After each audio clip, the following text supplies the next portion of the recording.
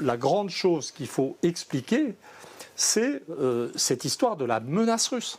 C'est-à-dire, quand on est un type sérieux ayant une formation minimale, à mon avis, le baccalauréat suffit. Il ne faut pas peut-être le BEPC.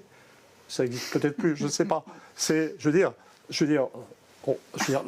l'inexistence d'une menace russe est une sorte d'évidence. C'est-à-dire la Russie doit avoir à peine plus peuplée que le Japon, avec 145 millions d'habitants, 17 millions de kilomètres carrés. Je veux dire, une population qui décline et qui va beaucoup décliner.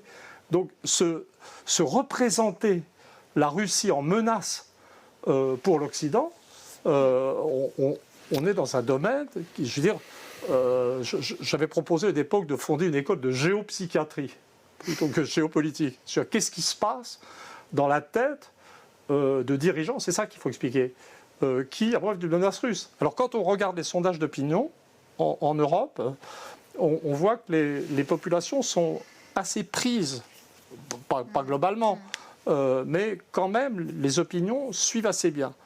Sauf peut-être, non, c'est un contre-exemple, parce que le gouvernement italien ne suit plus, et la population italienne semble pas mal déviante quand même. Mais quand même, je veux dire, cette espèce de machine folle est un problème historique. Et je dois confesser que là, je suis, en ce moment, je travaille, j'essaie de comprendre, mais c'est beaucoup plus compliqué qu'au début de la guerre.